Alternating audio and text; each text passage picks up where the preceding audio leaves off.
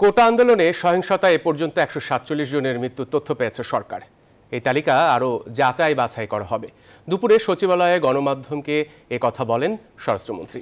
তিনি বলেন, পুলিশ নির্বিচারে গুলি চালায়নি, প্রতিটি গুলির হিসাব দিতে হবে তাদের। এদিকে বৈষম্য বিরোধী ছাত্র আন্দোলনের ৫ সমন্বয়ককে নিরাপত্তা দিতে হেফাজতে রাখার কথা জানিয়েছে ডিবি।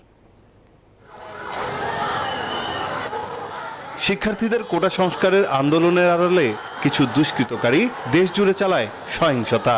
আগুন ধরিয়ে দেয়া হয় বিটিভি, সেতু ভবন, বিআরটিএ ভবন সহ বিভিন্ন রাষ্ট্রীয় সম্পদে। হামলা থেকে বাদ যায়নি মেট্রো রেলও। এই ধ্বংসযজ্ঞ চালানো ব্যক্তিদের ধরতে অভিযান চালাচ্ছে আইন শৃঙ্খলা বাহিনী। এরই মধ্যে মেট্রো রেলে হামলা চালানোর অভিযোগে ৪ ছাত্রদল নেতাকে গ্রেফতার করেছে ডিবি। এছাড়া ডিএমপি ডিবি প্রধানের দাবি, কোটা আন্দোলনের ৫ সমন্বয়ককে নিরাপত্তা দিতেই হেফাজতে রেখেছেন তারা।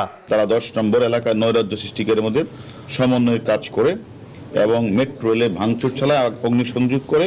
আমাদের পুলিশের একটা কাজ হচ্ছে, যদি কেউ নিরাপত্তাহীনতায় ভুগে এবং তারা যদি বিভিন্ন জায়গাগুলিতে বলে যে আমাদের যে কোনো সময় আমাদের বিপদ হতে পারে, সেটা আমরা জানার পরে আমাদের নৈতিক দায়িত্বটাই হচ্ছে তাদেরকে সেফলি নিয়ে আসা।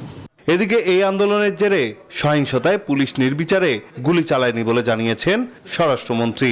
বলেন, কাউকে হয়রানির জন্য নয়, সিসিটিভির ফুটেজ দেখে জড়িতদের গ্রেপ্তার করা হচ্ছে। এই ১৪৭ জনের মৃত্যুর সংবাদ আমাদের বিভিন্ন হাসপাতাল, বিভিন্ন জেলা, বিভিন্ন জায়গা থেকে যেটা আমরা পেয়েছি তার সংখ্যা এটি। প্রত্যেকটা গুলির হিসাব তাকে দিতে হয়, প্রত্যেকটা মৃত্যুর হিসাব তাকে জবাবদিহি করতে হয়। কাজেই পুলিশ অযথা গুলি করেছে, শিশুকে মেরে ফেলছে, এইগুলি সম্পূর্ণই গুজব, অপপ্রচারণা। সহিংসতা নিয়ন্ত্রণে পুলিশের ভূমিকা নিয়ে গুজব ছড়ানো হচ্ছে বলেও দাবি করেন স্বরাষ্ট্রমন্ত্রী।